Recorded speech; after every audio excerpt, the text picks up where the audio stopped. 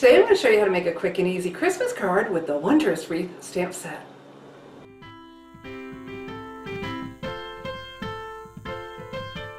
The Wondrous Wreath stamp set is beautiful, but what makes it wonderful are the coordinating wonderful wreath framelets.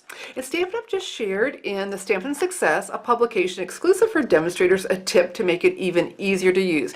We're going to take this funny looking die, and what this does, it cuts the center of the wreath. So we're going to die cut that first. Set this down on some Whisper White cardstock. I have a magnetic platform, cutting pad, cardstock, die, and then cutting pad. Welcome to StampingSmiles.com. I'm Shelley Godby, the owner and CEO of Stamping Smiles, and for 13 years I've been teaching others how to create their own hand stamped smiles. So now I'm going to show you how we're going to stamp around this wreath. And see this tab? That's important. Stampin' Up offered us the solution of die cutting the center of the wreath first because what we're used to doing is stamping first and then centering the framelit around it, adjusting it till we get it just where we want it. But when you die cut the center of the wreath, see what happens is it goes over what you stamped and you can't see as well. So this is going to turn out really slick. So what I have here is the wreath stamp, the one with the full leaves, and that tab at the top. I want to keep the tab at the top for all the stamps, and I started that way with the framelit. So I have here pistachio pudding, classic Stampin' Pad. Let's get this inked up. You start with your lightest color for the big part and the details in the darker. And now that we can see through the stamp and where we just die cut, and I've got that, it helps me to figure out where to get this. Okay, rotate.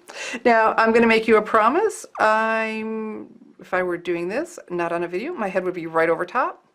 Not good for a video, so I'm sure I won't be nearly as accurate as I'd like, but you'll get the idea. Okay, let's see how well I did. Hey, not bad. And so now we need to add the detail. We're going to add detail with a stamp that has fewer leaves, again keeping this tab at the top, and garden green, classic Stampin' Pad, coordinates beautifully with pistachio pudding. We're going to ink this up. Okay. And now we're going to center over this. We're going to see through and see how well we can do. That tab at the top really makes a difference for getting us about where we want it. Oh, I'm thinking I look okay without my head over top. Let's stamp and reveal what we've got. Hey, pretty, wow, I impressed myself. Even if it's off a little bit, like this is, I think the two-tone is pretty. And so now for our berries, again, that tab at the top. And this time we're going to use Real Red, classic Stampin' Pad. And this is cool. Again, you can see through it. We got the tab to help us get zoned in. And the berries don't hit the darker color. So you can see around, look for that darker color, and let's just stamp. Isn't that beautiful? Did you see that I caught a little bit of the red on the tab? But that's okay. We're going to die cut that right out with a framelit. We're going to keep this tab at the top, so it helps us get that centered on there just right. So we fool till we get that. And then I'm going to do the bow at the same time. And over here, just some solid garden green, we're going to die cut that too. So the same sandwich, magnetic platform, cutting pad, cardstock, framelits, and then here we go.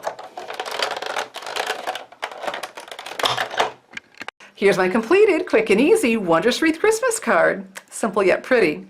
On Whisper White cardstock, I stamped the happy, wonderful Christmas greeting with garden green, and then I added my wreath and my bow. Remember this piece that we die cut? Well, I put that in the center so my wreath would stand out against the Whisper White cardstock.